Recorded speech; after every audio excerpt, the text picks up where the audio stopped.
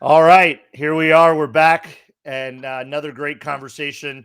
I wanted to bring in a good friend and industry expert, industry leader to have a conversation about real estate do's and don'ts. Full disclosure, myself and KRP are co partners in a real estate firm, brokerage. I'm licensed, I specialize in representing our clients' interests in the commercial space around for restaurants and hotels and hospitality. But we really do that as an advisory role, not as a transactional role for our clients. So we do call folks like Kyle and Sarah, not only a former chef, and we'll let him do his introduction, but restaurant owner, but also a real estate expert in the restaurant and commercial space. And I wanted to bring Kyle in and have this conversation. We want to drive some real value because we see a lot of folks make a lot of mistakes, and we tend to get those calls a little too late. And we want to help you prevent those issues in the real estate space when you're thinking about opening a new restaurant concept, expanding your existing brand, or scaling a brand that's seeing some high growth. Kyle, good to see you, my friend. How are you? I'm great, man. This is pretty awesome. I'm glad you got this up and running here. This is super cool. Thanks for having me. Yeah, absolutely. Give us a couple minutes on who you are, a little bit about your background, set the stage, and then tell us a little bit about your real estate practice as well. Yeah, man. I was former chef, restaurant owner, multi-unit restaurant owner here in New York, and sold my interests in those business kind of midway through COVID in the last one. And for the last 6 or 7 years, I've been advising restaurants on their growth strategy across the country, sort of leveraging, having understood what it's like to run a multi-unit operation and trying to scale it, making a lot of mistakes, doing a lot of things right, a lot of things wrong. Yeah, it's I find myself sort of in this go-between role, which I really love, which is kind of sitting on the side of the restaurant owner, but like filtering the conversation between both sides. So that's my day to day, and I love it. And let's not forget, we'll plug the handles at the end, but Kyle's got one of the biggest and best restaurant related podcasts in the world and has an amazing TikTok channel. And I'm sure many other social handles on all the socials. But, Kyle's actually putting out real deal tips, tricks, tactics, concepts, conversations every day. Kyle, you're probably the most prolific person in our industry when it comes to social media content and free information, by the way. Thank you so much for spurring Yeah, a lot of dude. conversations, thoughts in my head. But I know you've got the real estate one and you've got kind of the restaurant related one as well. So let's make sure we plug those at the end. But let's get in this conversation. I'll tell you the impetus for this is, it's not uncommon for me to have a conversation with somebody who's got a new concept. They want help from us in a variety of ways as a consultant with designing the kitchen or helping them source equipment or helping them with the branding or setting up their manuals or all Mm. kinds of things they call us for. And it's very common when we say, okay, well, where are you? What have you done? Where are you in this development of this concept? Or where are you in the selection of a new location, et cetera? And we find out that they are way ahead of themselves. They're out in front of the Yeah, horse, so to speak, and they've done some things that are going to be detrimental. If they already aren't, they're definitely going to be detrimental in the future because they weren't represented. They didn't reach out to an expert.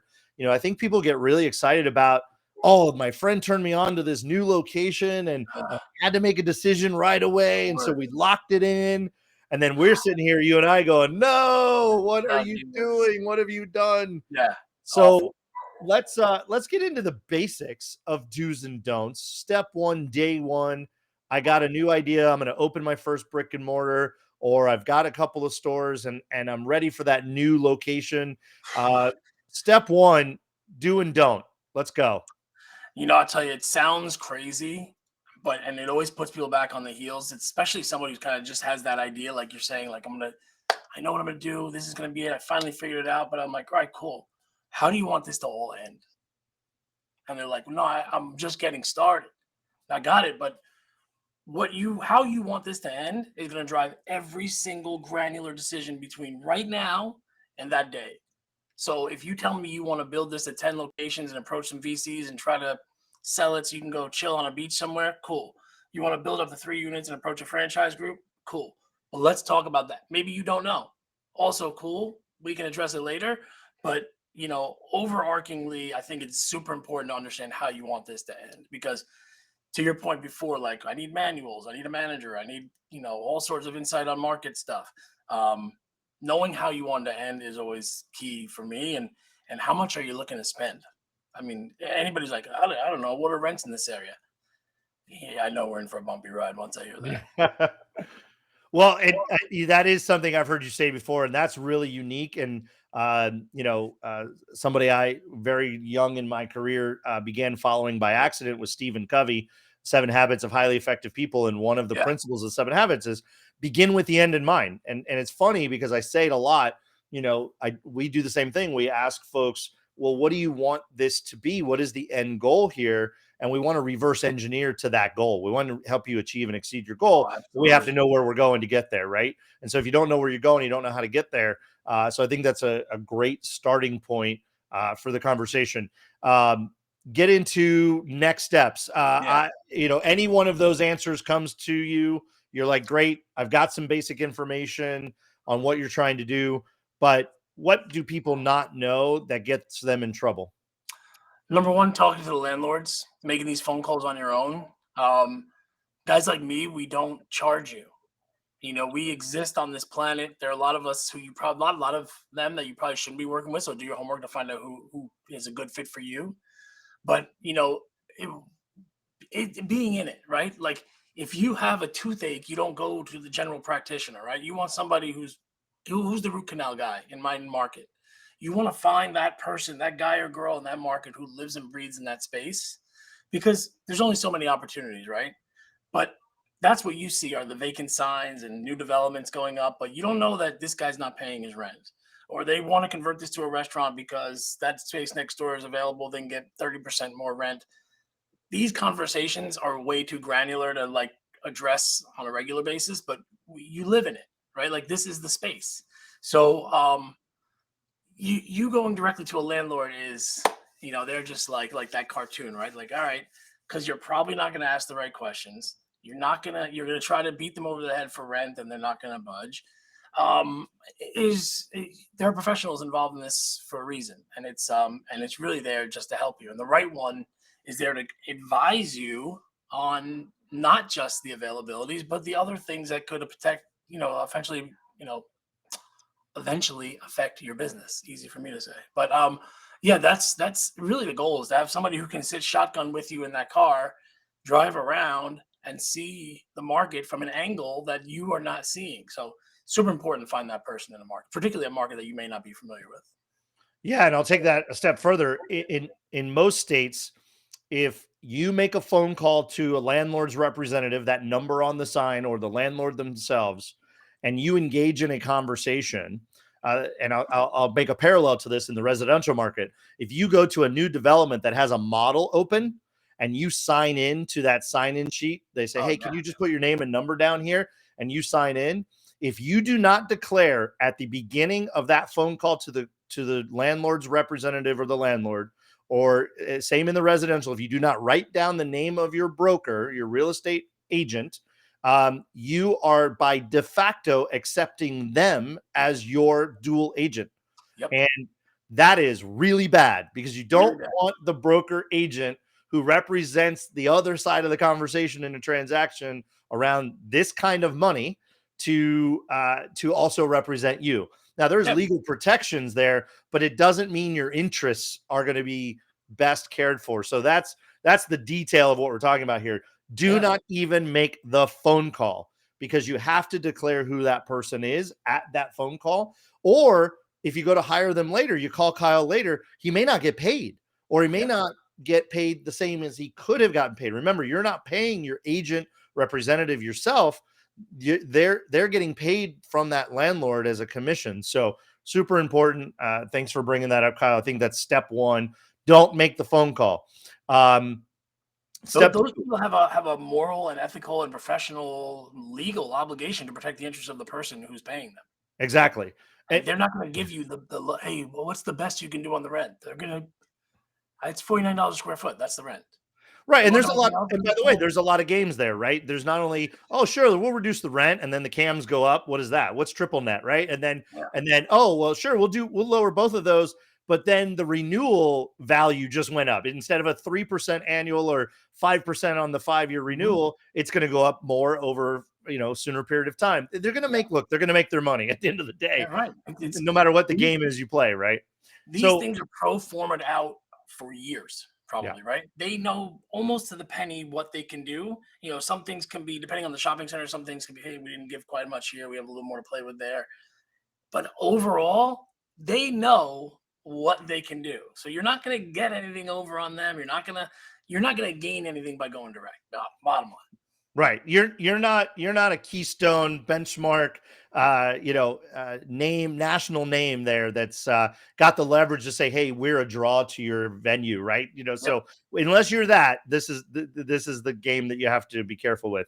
Kyle, the next thing I want to talk about in this is you mentioned the expert in the market, but not only within the market, but within the industry, right? So not only are you looking for an agent, a broker representative in your market that understands commercial real estate in that micro market, but they have to understand our industry, because I see folks hire or, retain brokers, and they're not experienced. It's my friend Sally's sister who is the top residential real estate person in town, or this person who specializes in industrial. Just because you're an industrial commercial person doesn't mean there's a lot of special things about the restaurant business that have to be understood when you're looking for a space. Talk a little bit about some of those examples that are really important that can't be looked over, that again, your rep needs to know about.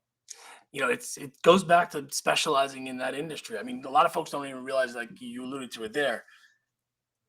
Unlike residential real estate, commercial real estate is a lot of different, very specific niches. Like, I don't know anything about multifamily in this market, or industrial, or office leasing. I don't know anything. Could I do the transaction? Yeah, but I don't feel good about it, and I wouldn't do it. Doesn't serve my interests to my other clients, and then I'm not helping the person who just asked me. I would gladly refer it out to somebody who specializes in that. But to your point, I mean, it's super helpful. I mean, that's, for me, I look at every site like I'm looking at it for myself. People always look at me. They're, walk into a space. My first question all the time is like, where's the garbage? Where does the garbage go? Where do deliveries come in? And if they're like, oh, right, the front door, all right, that's a problem. Can we go out the back? Can we go through the kitchen? What's this situation here? You got to just to me, I'm always looking for a long-term relationship, right? I'm not looking for you to, the money I'm going to make on that transaction is not going to change my life. I want to be attached to brands that are, good people, growing concepts, and, are like, hey, I'm really great at this. I don't know real estate. Let's figure this out together. And I think those are ultimately the best matches, is when you find somebody who really has a passion for the business, for the market. They live in the market, or they can refer you to somebody who's in the market, and ultimately get you the best site at the best price in the most efficient time period. You're going to either pay top dollar to be on the corner of Main and Main, or you're going to pay less money to be off Main and Main and spend more money on marketing. Those are the two choices. Now let's figure out what you want to do from there. And unfortunately, a lot of folks don't see it that way. So sometimes you got to do your homework, but it's worth the time to figure that out. Yeah, I mean, look, again, to the industry specificity, you're not going to find a lot of Kyle and Sarahs in this world, right? Chef, restaurant, a multi-unit restaurant owner who converted to commercial real estate specialist in the industry, right? Who also, by the way, he's not going to tout himself, represents brands nationally, right? I actually, when I first met Kyle, he was actually coming to LA to talk to his client because they were expanding in California. So he represented, them nationally. But to the point of that speciality, if you don't know what to ask as a potential operator, and your realtor doesn't know what to ask about the physical amenities of the building or what is possible, it's not only does it have electric, does it have gas, what's the sewage situation, is there a grease trap, can we add one, all those kinds of questions. But what is the equipment you need for your restaurant? Because they might have 3-phase, but do they have actually enough electricity coming to the building? Because, by the way, big cost to run a bigger line, big cost to add another or a larger panel. These are all really niche thoughts, right? And actually, I've seen some of Kyle's um, content about specific spaces, and some of the, you call it out, Kyle. You're like, look, this space is great because of the location, because of the size. Here's the kind of thing I think could do well here. This is how the space lends itself, but also it has these physical amenities. So it if you're trying to do a bar, if you're trying to do this kind of concept, that kind of concept, it'll work because it's already set up for that. I'll give you a quick story. We did the industrial design, layout, operational design for a wine bar here in my town and in Los Angeles.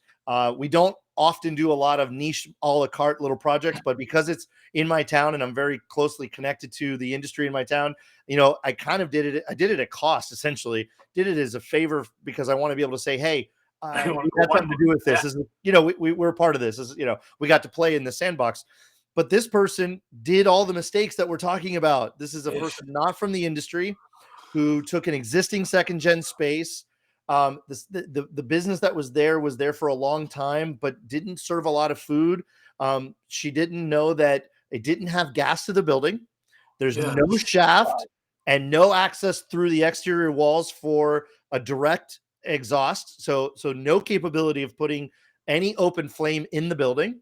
So we had to design a kitchen and a menu around a ventless CombiTherm, ventless system. The dishwasher had to be ventless as well. Wow. We had to increase the air conditioning capacity for turnover of airflow, and we can't do anything with open flame or even high heat. You can't really do anything high induction as well because you can't have any flashpoint potential because again, no hood, no shaft, no gas, right? So the call comes into us. Hey, can you design our kitchen and our service area and our workflow? Can you help us create the menu around this concept? Ice cream. Yeah, right. By the way, we did a wine bar using a CombiTherm oven, self-venting CombiTherm oven. Really upscale, fantastic menu, but it's 80% cold. Most of the warm is going to be, pre-prepped and just grilled off / heated, right, to order. High limitations because this person was enamored by the location and by the way, the low cost and the great TI, the tenant improvement money. They got bamboozled, right? They got washed over. Not represented by an industry, so these are real scenarios, right? We're having this conversation because this happens every single day. Every day, all the time. Yeah, it's even if you're in that situation, if you get the TI, most people have not done the homework to realize, like, well, the landlord's giving me 150 grand. Oh, it's not vented? Well, then that'll probably cover the venting. Right. Everything else Exactly. now on you. You got it. Exactly. It seems like a lot of money, but it goes real quick if you don't know what you're doing. Yeah. So, next thing we've touched on this a little bit. I want to get specific about it. You talk about the cost. There is a market rate for a location, right? And for within the industry. So like you said, office versus industrial versus residential versus class A retail, restaurant, etc. There are market prices for that address for everything. Absolutely. And certainly. But how do you know you can afford it? Just because that is an average market price for a location doesn't mean that your concept can afford it. So, Kyle, we talk about percentages in this business. How do you even start to know whether you can afford the address, whether it's a good deal or not? It's awesome because the formula that I use also helps people figure out their sales. Because they're like, I don't know, I'm going to sell, my check average is going to be $75. I'm going to do 100 covers on a Tuesday and 300 on Friday, Saturday, or Tuesday through Thursday. And okay, cool. That's sometimes right, sometimes not even close to the ballpark. But if the market rent, right, is, what the rent is, the square footage, all the extra charges. If you know the annual rent, you multiply that by 100 and divide by 8, effectively figuring out 8% of your gross sales, you're going to get a number there. And that's the sales you need to do in that space. And unfortunately, what a lot of people do is they say, well, I got this 2,500 square foot restaurant over here and I pay X. This is a much bigger location. We're too busy. We need this location. We're going to do Y over here. That is not a great move, right? Like, Right. because you have to assume that you're going to do marginally better. It doesn't always increase your sales to that amount. So using the market rent, all in market rent, and that formula is going to help you to decide, okay, this is how much can I do this sales, and then you can kick it around like, okay, well, we are going to do 25 grand a week, and we're short, or we need to come down, or we need to negotiate, whatever it is. But you can't do anything without that number. And spending time preparing that information beforehand is going to save you money. It's going to save you time, and it's also going to just tell the landlord that you know your shit. Like you're going in there like, I know what I can afford. I know what this is you're asking me. Restaurants in this area don't do that. Those type of Yeah, numbers. sophisticated landlords or landlord reps. And by the way, if you're hiring somebody like Kyle, this should be among the first questions they ask is what can you afford? Because don't say, I'm going to do 3 million gross a year. My net margin is going to be 24%. And therefore I can afford X. Bullshit. Right. So Yeah. my first question is, where's the menu? What's the average menu price? What's your average ticket value? What's your average number of covers per ticket? How many covers per day part? Right. We're going to go down this formula very, very detailed, right? Because what we're trying to get to is what can you do in sales? Well, you can't even figure that out if you don't know what the total seat count for that space is. Do you Yeah. know what the fire code is? Kyle Yeah. does, right? He has Yeah. to go figure that out. Just because you have a 2,500 square foot space, apples to apples don't exist, right? One 2,500 square foot space and another will have completely different seating capacities. So just because you think you can do 3 million, et cetera, et cetera, et cetera, if you can't break this down to Yeah. number of seats and annual revenue per seat and annual revenue per square foot, then you have no idea what you can afford. And I love, Kyle, you're using 8%.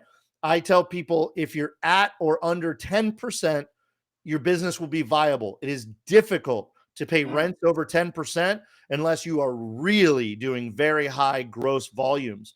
But I love 8%. I usually tell people if you're at 7 or below, you're really doing well. If you're under 10, you're viable. So 8 is that great mid cap Yeah. average. But you got to have your menu and your menu prices. All those things have to be in order. And by the way, good landlords that deal with restaurants will ask you, what is your gross sales and how did you get to that number? And they want to know, how many seats are you putting in here? How many turns per seat? What's your average sale per seat? And you've got to know that number. Some will just ask price per gross sales per square foot as well, right?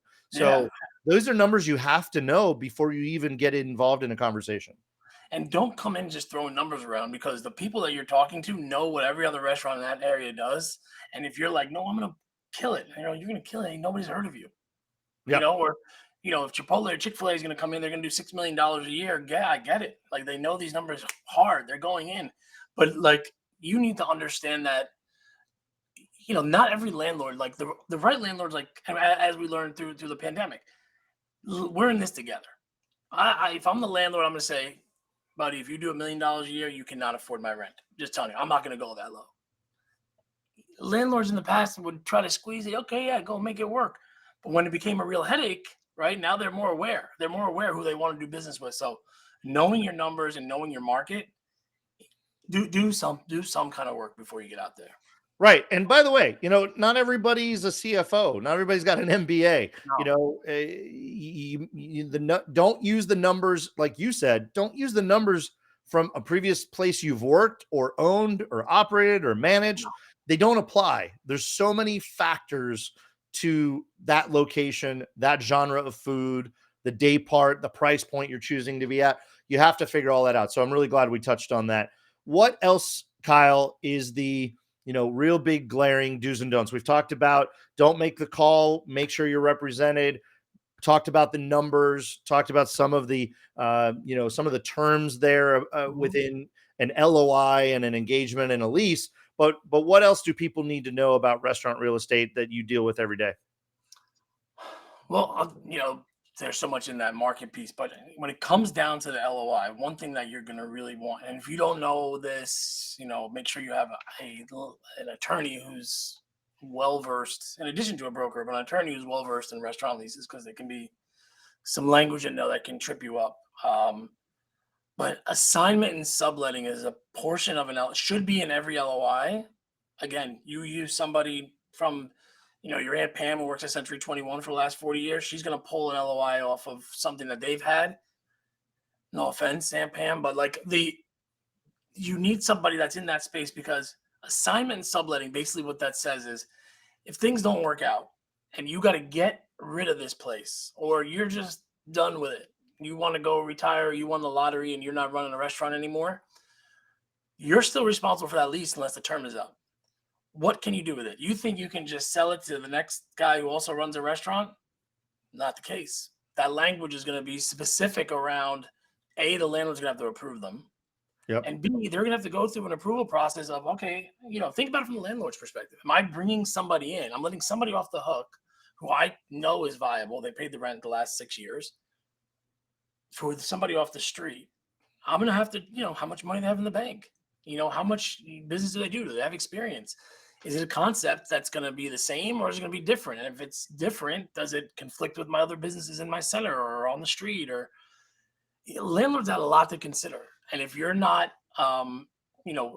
taking into consideration what they're thinking about, it always helps to put yourself in their shoes, then what happens is you wind up in a situation where you're now paying for a space that you're not in.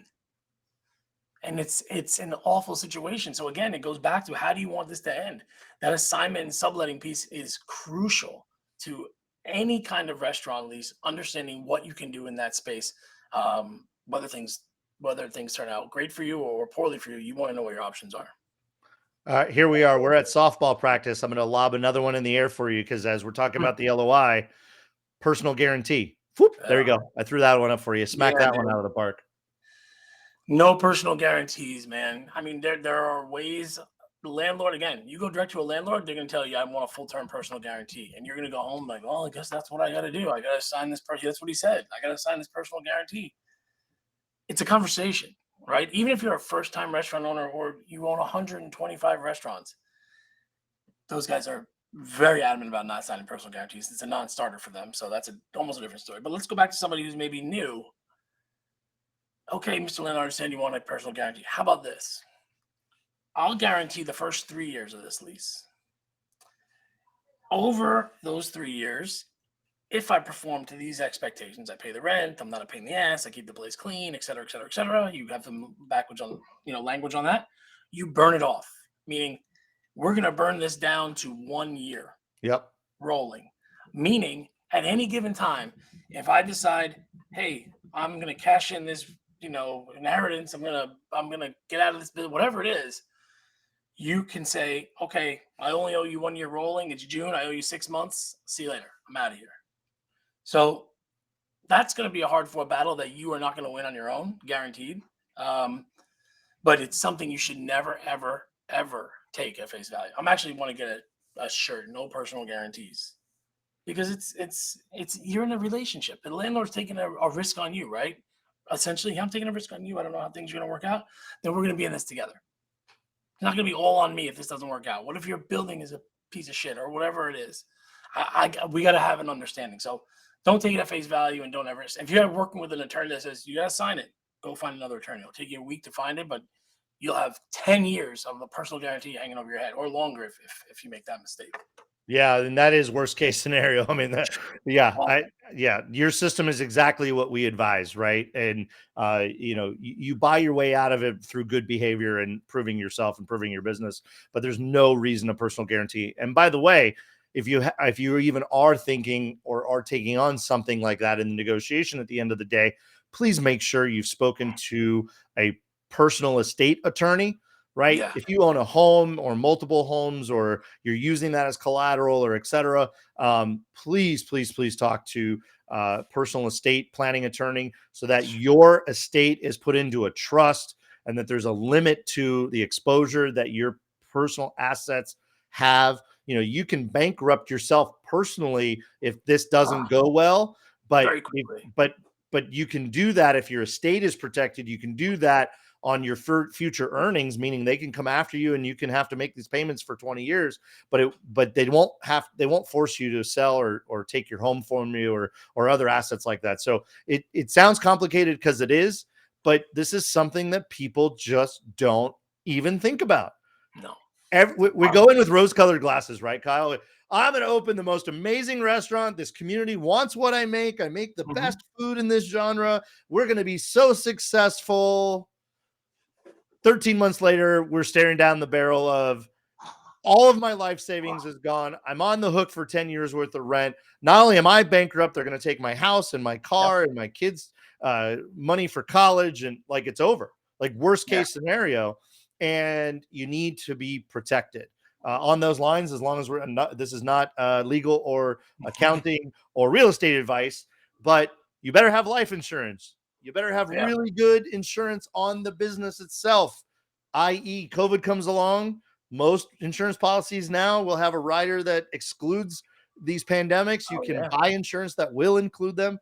Business interruption is anybody I know that's ever had business interruption has been fucked. And sorry, we're just going to use language here. I'm from Miami. He's from New York. We're going to say, business interruption insurance is bullshit if it's not done well and done right. So, lot to think about, right, Kyle? Yeah, it's so much better to just go into it more selective than optimistic. The best restaurant operators that I've seen will identify a market, will identify a street, will identify a property. And if the property's not available, they will wait until it's available, or they'll wait till something very similar to it is available, or something that is better positioned in the market that maybe they missed on the first. The mistake of getting involved in something aside from the personal guarantees and all that other stuff is, is this belief that this space is available. It's going to go quickly. I need it. I mean, maybe it's available for a reason. You ever think about that? It's just because it's a second gen doesn't mean it's going to be a great second gen for you. And then you add a bad lease on top of that. It's the recipe for complete burnout and personal disaster. So just take your time. And it's a new build. Just because Starbucks is on one end of the building and Chipotle's on the other doesn't mean you're going to do all that well. No. I've got a plaza. The plaza closest to my house. You ready for this? Chipotle, Panda Express, Wendy's, Starbucks, Staples. What other traffic? Okay. So those are the key, like that, imagine, right? And then there's like 15 other little tiny inline, crepe place, other types of Asian food place, And if you stand in the middle of this parking lot, just watch where everybody goes. They go to those 6 doors and they don't go to any of the other doors, right? 6 doors plus the gym and the nail salon. Like that's it. They don't go there just because the volume of traffic is there. Doesn't mean it's the right location for your business. Maybe you're getting buried. Maybe the traffic, maybe the amount of parking is being gobbled up. So people who want to come get your food are put off because they can never get in because the line is out the door at those other 5 places that aren't you, So again, you need an expert like somebody like Kyle, and we don't represent, but we advise and say, hey, let's look at the pros and cons of everything available or coming available. And by the way, people like Kyle will know in advance, hey, we've got a development that's 3 years out. Don't go build your restaurant 3 blocks from there if you want that location in 3 years. Go build your restaurant 4 miles from there, 5 miles from there, maybe, and then open a second one when that thing comes available, or wait, to Kyle's point, right? Yeah. I mean, those dynamics are so like you skip them because you're enamored with the location. There's just so much more to dive into other than just getting your sights on it, right? Like, I mean, you don't just look at the best looking person and be like, that person's going to make a great partner for the rest of my life. There's more to it. There's more to their personality, their background, their family, whatever it is. Same deal. You're getting into this long-term relationship with the landlord on a space. You better make sure you have everything buttoned up or be prepared to deal with the consequences that nobody wants to deal with. So that's the warning for sure. And it's like you can't scream it loud enough. 2 more things I want to talk about, Kyle, in this conversation. One is the idea around the franchise, or if you're buying a franchise, whether an existing location or a second gen location, you want to go into a franchise relationship. You're going to be a franchisee, and the idea that the franchisor is your buddy, is your friend, is going to represent you, is going to help you. I want to talk about that, and then we'll wrap up with what if I'm listening to this conversation, I'm having an oh shit moment, and I've already started, and maybe I've made one or more of these sort of early on mistakes. Maybe is there something we can do there by contacting somebody like you? But let's start with franchising. I spend a lot of time in the franchise space and with franchise brands and franchisees. We help create franchise organizations. We help people take their brand and franchise them. And this is obviously one of the modules, one of the elements we deal with. Kyle, you've represented big brands. You've represented people who are have bought a franchise. Talk about the difference and the misconception, and let's be careful not to rely too heavily on the franchisor. Yeah, it's a very attractive option, right? Particularly if you're just getting involved in the business. The financials are public information, right? Unlike we don't have to go through those steps like we did before. They understand how much rent they can afford. They can provide a lot of expertise, right? But you got to dig into it. Is it a right relationship for you? What does the support look like from the real estate perspective? What does it look like from an ongoing perspective, the marketing perspective? I mean, I hear it all the time. Like the is the franchisor setting stringent enough guidelines that you can follow, or is there, if you're new in this business, is there too much gray area for you to move around, and then you don't know what to do, and you get stressed out, and you start doing your own thing, and then it's not even the original model. Or on the flip side, is it too stringent? Like maybe you can't do it, and it's not such a proven concept. Some concepts are super stringent; they make a ton of money, and you're going to want to follow that because that's going to be great for you. Um, but from a financial perspective and a support perspective, marketing even, I know there's a lot of issues with like franchises who do these huge marketing campaigns, but the guy in the local corner is like, I don't need any help selling this, turkey and soup combo. I flies out the door, help me move this other thing you got us. So, I think above all, transparency, communication, don't be afraid to ask the questions again, and make sure it's just the right fit for you. There's so much information out there about franchises, right? Like they have to have financials and disclosures and things of that nature. But um, understand that this isn't a hand holding, right? They're not gonna walk you through opening day and all that stuff. But some will do a better job than others, and just make sure that works for what you're looking to get into. Yeah, I mean, from a real estate perspective, knowing what the territory you're getting is. Can they build Mhm. another one 3 blocks away? And what you have to know that when you're picking your site, right? Um, whether or not the brand, the franchisor has some kind of clauses around being on your lease. There are Yep. some brands where the franchise requires site selection approval. Most of them do or should.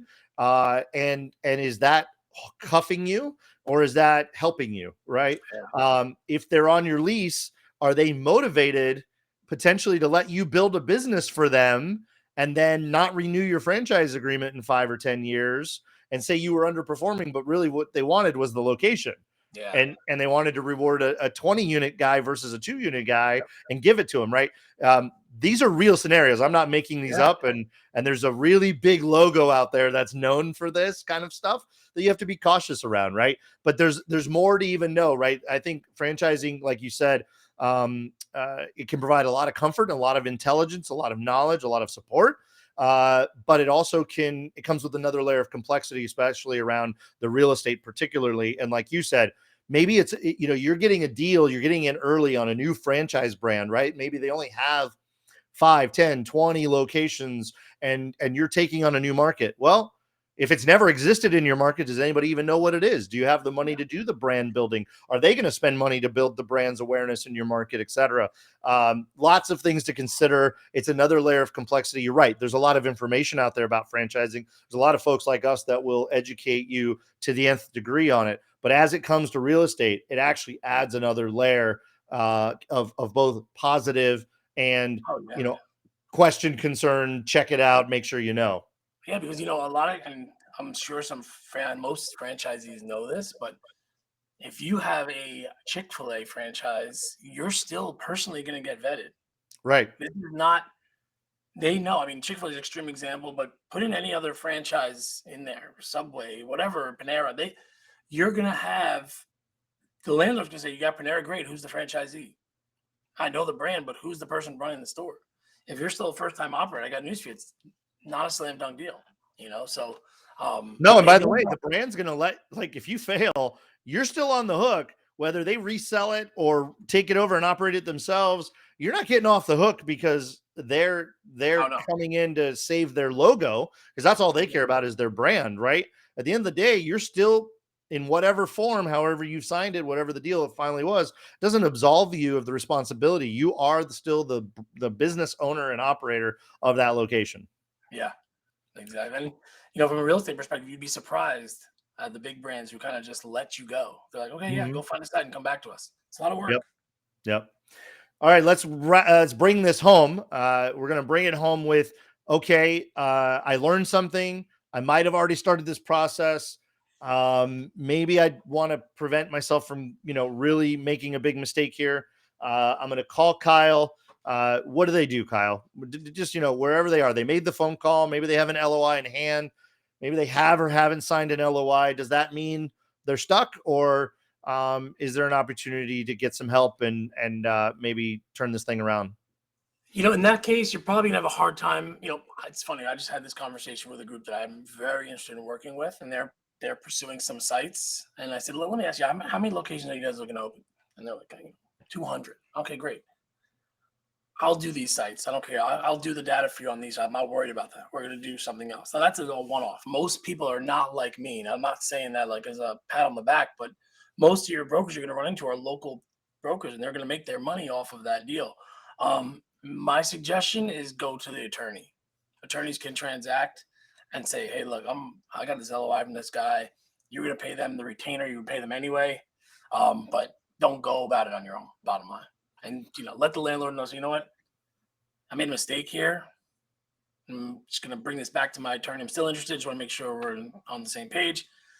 And again, just be patient, man. Be patient and get understand what you don't. It's okay to say I don't know, right? Like I Yep. don't know how this works. Let me speak to somebody who can help me out.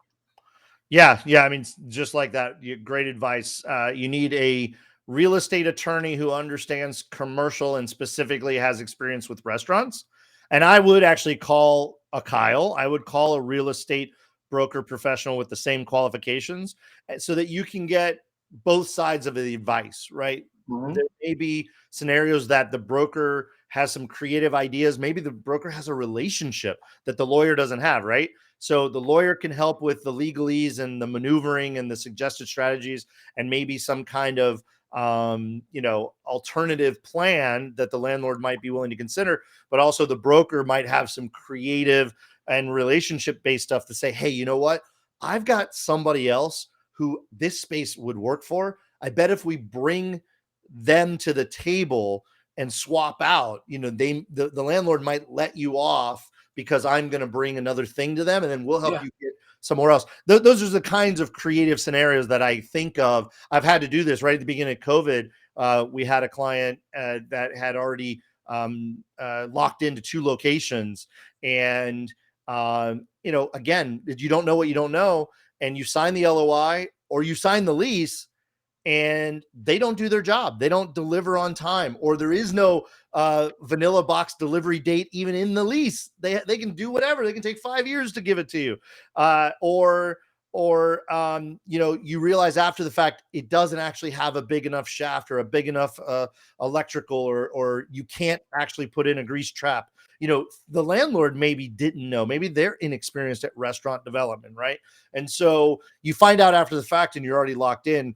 I think there are often ways out, so to speak, but you're Mhm. going to need a lot of help. And I'm hoping people get some inspiration that go get the advice, get the help, see if there's some creative things that can be done. And then, lesson learned, move forward, obviously with this type of, relationship in place. And don't ever sign anything. Yes. Sign nothing.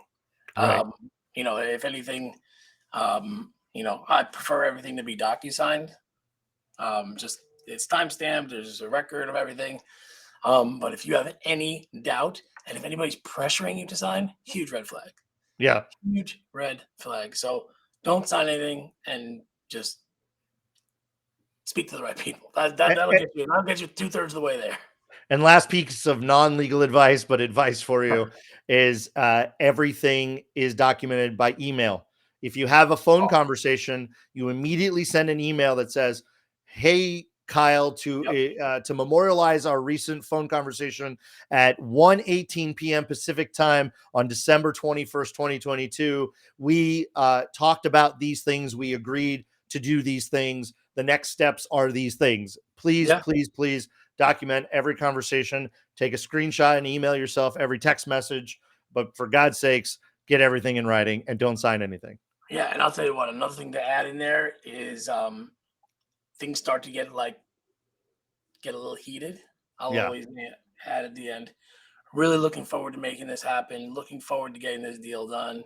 Anything I can do to push this forward. You don't ever want to be seen as a stopgap to a situation, because if you're trying to prevent the landlord from getting another, you don't want them to position you. So, yeah, the old cover your ass to go goes a long way in this dynamic for sure. TYA. CYA, baby. All right, Kyle, I think we've told the world about who you are. So how do they find you? How do they follow you? How do they continue to learn from you? How do they get in touch with you? Give us the rundown. Yeah, so there's the National Restaurant Owners Podcast available wherever you guys listen to podcasts. Going to be rebranding that, a whole new relaunch of that in the new year. Super excited. But same type of vibe, same type of guests and information, but at Kyle and Sarah on all other platforms: TikTok, Instagram, LinkedIn, Facebook. I'm going to tell the world, you've got to follow Kyle's TikTok. You have to follow. If you don't have TikTok, get it just to follow Kyle's TikTok. Not only is it informative, it's hella educational and entertaining, but it's also edgy. I mean, it is who he is, and he doesn't BS it, and he calls it out, and he's talking about everything from dealing with your staff and hiring people, and what items should never be on your menu ever again. I love that series, Kyle.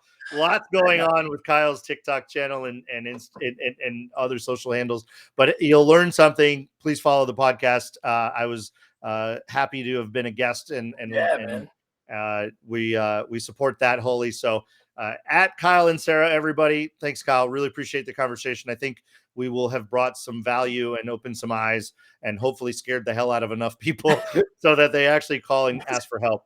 Raise your hand and ask for help. They'll be upset now, but I promise they'll be very grateful if they'd done it differently. But yeah, thanks, man. Thanks for having me on here. This is great. Congratulations on the show. That's really awesome. Awesome. Appreciate it, my friend. We'll talk soon. All right, buddy. Take care.